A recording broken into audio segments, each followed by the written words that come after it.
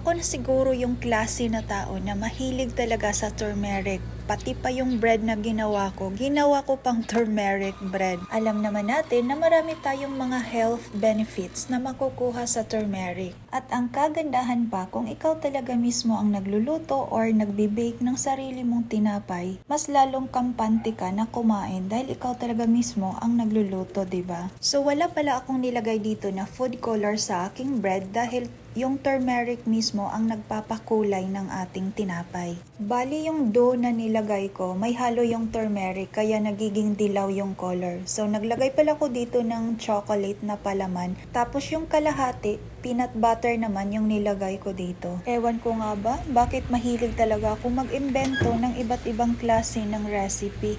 Wow! Not bad! O diba, ang ganda ng ating turmeric bread. So ito ipapakita ko sa inyo yung palaman.